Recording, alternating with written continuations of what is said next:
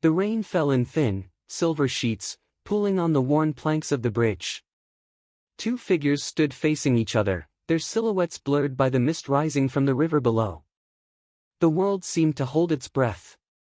On one side, a young, desperate warrior, hands trembling as he tightened his grip on the hilt. On the other, a calm, motionless man in lacquered armor, his eyes fixed and unblinking as if already knowing the outcome. The man's name, whispered in both reverence and fear across the war-torn provinces of Japan, was Samurai Commander's name.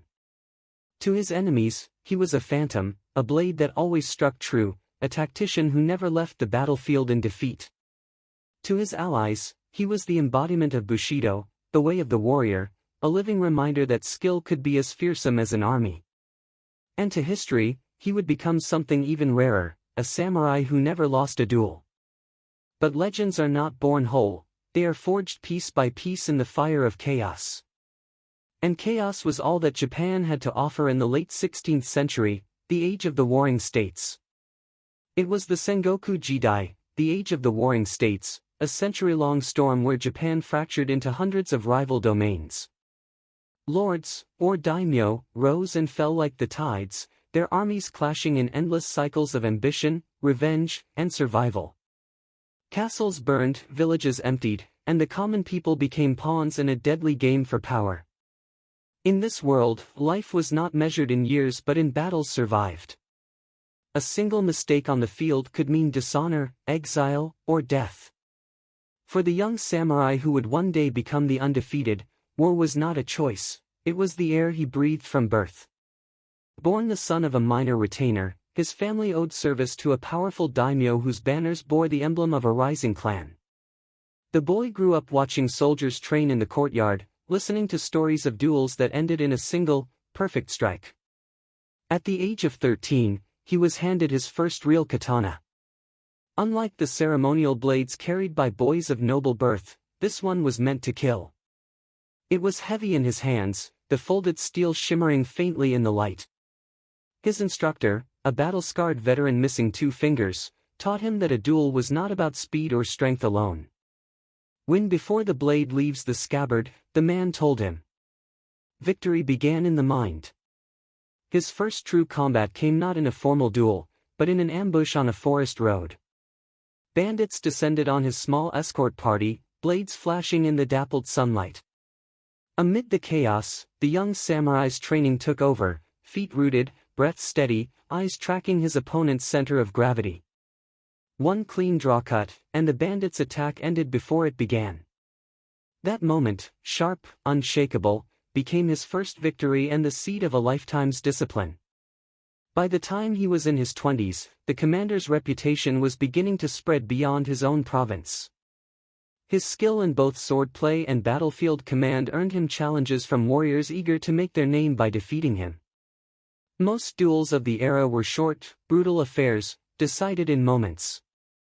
But his approach was different. He would study his opponent for minutes, sometimes hours, before striking. Every step, every shift of weight, was catalogued in his mind until he found the one inevitable opening. One such duel took place in the courtyard of a rival daimyo's castle. The challenger was a seasoned fighter, famed for his lightning-fast strikes. Spectators whispered that the match would be over in seconds. Instead, they watched in uneasy silence as the two men circled each other, blades undrawn, for what felt like an eternity. Then, in a movement so fast the eye could barely follow, the commander's sword flashed, and the challenger's blade clattered to the stones. The duel was over without a drop of blood spilled. That restraint, that mastery of ending a fight without needless death, marked him as something different in a time when mercy was rare. It also cemented his image as an opponent who could not be outthought or outfought.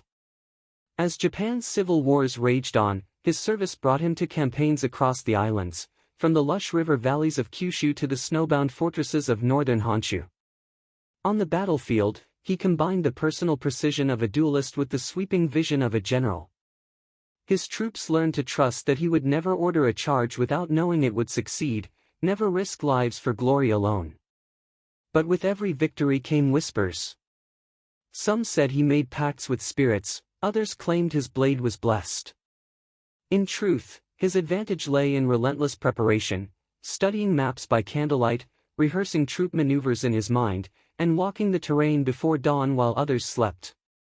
Where other commanders sought decisive battles, he sought inevitable ones. And so we return to that rain-slicked bridge. The young warrior facing him that morning had trained for years, dreaming of being the one to end the commander's unbeaten streak. The river roared below, swollen with spring rains. The commander's stance was relaxed, almost casual, yet there was no mistaking the weight in the air. The duel lasted less than 10 heartbeats. A feint, a pivot, a single cut, and it was done. The challenger knelt, sword lowered in acknowledgement of defeat. The commander sheathed his blade without a word, the rain washing the moment clean. What no one watching could know was that this was not the beginning of his legend, it was only the latest chapter. For the man who never lost, the road to invincibility had been long, bloody, and costly. And it was far from over. Victory on the bridge did not grant him peace. If anything, it painted a larger target on his back. In the Sengoku era, fame was a double-edged sword. It opened doors to the courts of powerful daimyo, but it also invited challenges from every ambitious warrior eager to carve their name into history by cutting down the undefeated commander. For him, every duel won was both a triumph and a new invitation to battle. As the 1570s unfolded, Japan was a chessboard in motion. Alliances were as fragile as paper, sealed in the morning and burned by nightfall. Powerful clans like the Takeda, Oda, and Usugi maneuvered for supremacy, their armies marching across mountains, rivers, and plains. Smaller lords scrambled to survive by swearing loyalty to whichever side seemed strongest that week. In such a world, a man who could win both duels and battles became an invaluable piece in the game. The commander's first major leap in status came when his own lord, impressed by his string of victories, entrusted him with command over a small but elite unit of Ishigaru and mounted samurai. This was no ceremonial post, it was a test. His task was to escort vital grain shipments through enemy-controlled territory, a mission so dangerous that several senior captains had refused it. The route passed through narrow mountain passes where ambushes were common, and every rival clan would have loved to claim the head of the undefeated swordsman. Over the course of 5 days, his column faced 3 separate attacks. Twice, he broke the ambushers before they could fully close the trap, using his keen eye for terrain to position his troops in ways that nullified the enemy's numbers. The third attack came at night when flaming arrows lit the sky. Instead of scattering, he ordered his men to feign retreat, luring the attackers into a ravine where his hidden spearmen waited. The result was a rout, the grain delivered intact, and his reputation as not only a duelist but a tactician firmly sealed. With each success, challengers multiplied. One of the most famous came in the form of a duel within the serene gardens of a rival castle. The challenger, a swordsman known for his ferocity, insisted that the commander's reputation was exaggerated, that he had survived only because he avoided the strongest opponents. The setting could not have been more deceptive. Blossoming cherry trees swayed gently in the breeze, koi fish drifted in a pond nearby, and yet every petal that fell between them might as well have been the ticking of a clock toward death. The fight was over in seconds. The commander sidestepped a wild opening slash, let the challenger's momentum carry him forward, and tapped his opponent's forehead with the blunt edge of his blade. The move humiliated the challenger without drawing blood, and the watching retainers murmured with disbelief. Such restraint was rare, and it left an impression that killing was beneath him unless absolutely necessary. Still, victory brought more than honor. It also brought jealousy within his own ranks. Some captains resented that a man from a lesser family had risen so quickly. Rumors spread that his victories came from witchcraft, or that he had spies feeding him information before every duel. None of this shook him outwardly, but the commander began to understand that survival in the Sengoku period required winning not just with the sword, but in the invisible war of politics. His lord, however, saw no reason to slow his rise. By the early 1580s, the undefeated samurai had been placed in charge of defending a crucial border fortress. This was a statement to friend and foe alike. Here stood a commander whose presence alone could hold back enemy incursions. The fortress became a symbol of stability, and challengers continued to arrive at its gates seeking to prove themselves. It was during this time that the psychological weight of his record began to grow heavier. Losing a duel now would not only tarnish his own name but could demoralize the men under his command and weaken his lord's political standing. Every fight carried layers of consequence, and every opponent studied him as intensely as he studied them. He slept lightly, knowing that a blade could come for him at any hour, on or off the battlefield. Yet he met each challenge the same way, with calm patience and a mastery that turned duels into inevitabilities rather than gambles. By the time the fortress had stood for 5 years under his watch, his name had become known even to the great warlords whose territories he had never entered. The man who had once been a nameless retainer was now a figure whispered about in the same breath as Japan's most feared generals. The rise of the undefeated was complete. But what came next would test him in ways no duel ever had. To outsiders, it seemed almost supernatural, the way he entered a duel already knowing how it would end. But those who fought him and lived to speak of it described something unnerving, a gaze that stripped away pretense, an uncanny stillness that made the world feel slower. This was not magic. It was calculation, honed over decades until it became instinct. The undefeated commander saw combat not as chaos, but as a series of patterns.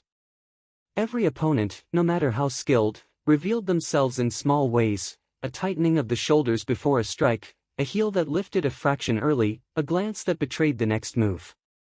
To him, these were not random ticks, they were cracks in the armor, openings waiting to be exploited. While most warriors trained to attack with speed and aggression, he trained to wait. Patience, he believed, was the sharpest weapon. In the open field, this meant holding formations until the enemy broke under their own mistakes. In a duel, it meant letting the opponent exhaust themselves with futile attacks before delivering a single, decisive counter. His students recalled exercises where they were made to face him with blunted swords for hours. No matter how many times they lunged, their blades never found purchase. Only when their breathing became ragged, their movements sloppy, would he strike, a single tap to the chest, a gentle sweep to knock them to the ground. His physical regimen was relentless. Before dawn, he would practice suburi, repetitive sword swings, not for strength, but for perfect form. He trained both hands equally, able to wield the katana or the shorter wakizashi with lethal precision. He conditioned his legs to remain rooted without strain, enabling him to stand in the same spot for hours if necessary. But he devoted equal energy to the mind. He studied Zen philosophy, finding in its stillness a mirror for combat. He meditated daily, often before a duel, visualizing every possible move his opponent might make. This mental rehearsal allowed him to respond as if he had already fought the battle. Perhaps his greatest advantage was what could not be measured, the aura he projected. By the time an opponent faced him, they had already heard the stories, the duels ended in moments, the challengers humiliated or dead, the battles turned by his hand. Fear did half the work before the swords were drawn.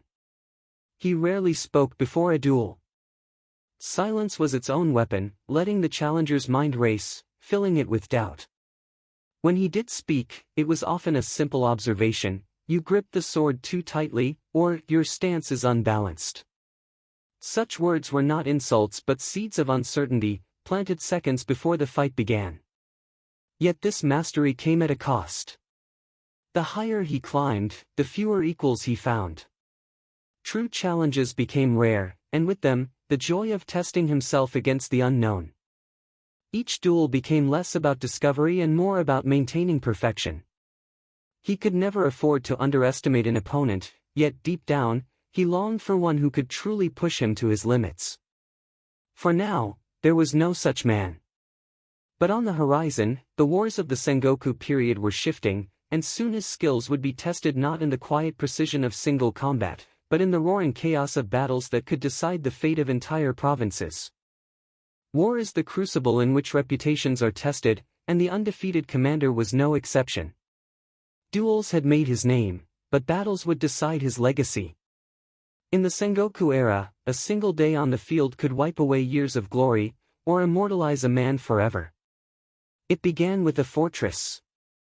Perched on a rocky outcrop and surrounded by swift waters, Ashikawa Castle was the key to controlling an entire valley of rice paddies, the lifeblood of the region.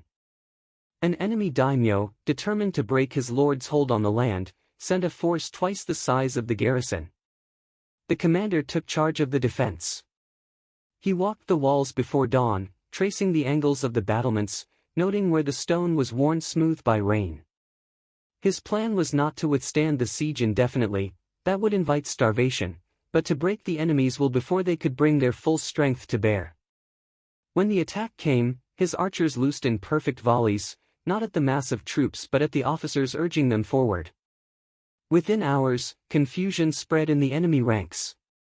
On the second day, he led a sudden sortie at night, crossing the river under cover of fog and burning the attackers' supply wagons. By dawn, the enemy withdrew, their army starving before the siege could truly begin. Not all his defining moments were painted in blood. Months later, he faced a challenge from a general of a rival clan. The man was older, seasoned, and had never been defeated on the battlefield, though unlike our commander, he had lost duels in the past. The terms were simple, a one-on-one combat with the loser withdrawing their army from the contested border. The fight unfolded on a narrow strip of riverbank, the rising sun glinting off wet stones.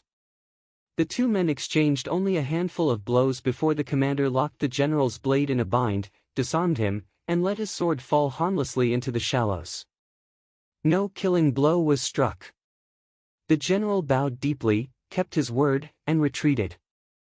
It was a victory that spared hundreds of lives, and deepened the commander's reputation as a warrior who fought for necessity, not vanity.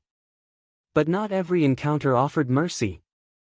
At Kurosawa Pass, he found himself escorting a column of reinforcements when scouts reported enemy troops closing in from both ends of the narrow gorge. It was a textbook kill zone. Once trapped, his men would be slaughtered. The commander's eyes swept the rocky slopes, calculating. He ordered his troops to form a wedge and charge uphill toward the smaller blocking force rather than wait for encirclement. The gamble paid off. Fighting like a living spearhead, he cut through the enemy's front line himself, his strikes precise, each movement clearing space for his men to push forward. Once the line broke, they surged out of the pass before the larger enemy contingent could close in. The maneuver saved his force from annihilation and reinforced the belief that he could see paths to victory where others saw only certain death. By the late 1580s, his presence on a battlefield carried weight beyond tactics. There were documented cases where enemy commanders, upon learning he led the opposing army, altered their plans or withdrew entirely. This was not merely superstition, it was the cumulative result of years of flawless execution, of duels and battles won without exception. Yet with every victory, the tension grew. The higher one climbs, the greater the fall if defeat comes. And in the shifting tides of the Sengoku Wars, even the undefeated knew that one misstep could erase everything. For now, his blade remained untarnished. But storms, both political and personal, were gathering on the horizon, storms that no amount of preparation could entirely avoid. Victory, for all its glory, can be a heavy chain. For the undefeated commander, every duel and battle won was another link, binding him to a standard that left no room for error. His legend had become both shield and trap. The same stories that made enemies hesitate also made them desperate to topple him. To defeat the undefeated would be to steal his immortality. By the early 1590s, his fame had reached beyond his province. Daimyo who had never met him still spoke his name with a mix of admiration and calculation. Some saw him as an asset to be courted, others as a threat to be removed. Within his own clan, younger captains began to whisper that his time was past, that new blood was needed to lead in a changing age. Invitations to duels arrived like clockwork, some honorable, others little more than assassination attempts dressed in ceremony. His skill kept him alive, but each encounter chipped away at the quiet anonymity he once had. He could no longer travel without escorts. Even a walk through a market drew lingering eyes, some filled with respect, others with cold appraisal. The burden was not only external. Within, he wrestled with the knowledge that perfection is a fragile thing. One loss, even to a worthy opponent, would fracture the image that had been built over decades. In an era where reputation was as valuable as land, a single defeat could strip him of command, influence, and perhaps even his life. He began to sense the subtle tightening of the noose. Allies approached him with requests to lend his name to political causes, knowing his endorsement could sway entire factions. Refusal risked insult, acceptance risked entanglement in conflicts he could not control. He had become a symbol, and symbols rarely die quietly. There was another, more profound challenge: the Sengoku period itself was ending. With the rise of powerful unifiers, the chaotic patchwork of small wars was giving way to centralized rule. Peace, for a warrior, was not salvation but exile. Duels became rare, armies disbanded, and those who had lived by the sword found themselves with no place in the new order. The commander saw it coming before most. He knew that as the old lords fell and new administrations rose, samurai like him would either be absorbed into the emerging system or discarded as relics. And while he could outfight any man, he could not outduel the tide of history. At night, in the fortress he had guarded for years, he would stand alone on the ramparts. The valleys below were quiet now, the fires of war reduced to embers. Yet his hand still rested on the hilt of his sword, as if expecting the next challenge to emerge from the shadows.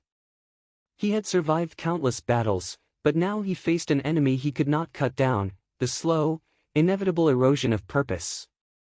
And for the first time in his life, he wondered which would come first: the duel he could not win, or the day no duel came at all. In the years that followed, the battles grew fewer, the duels rarer. The Sengoku era, that storm of ambition and steel, faded into memory as Japan moved toward unity. For the undefeated commander, this shift was both mercy and exile. The skills that had kept him alive for decades were now relics in a world that no longer required them. Yet his name did not fade.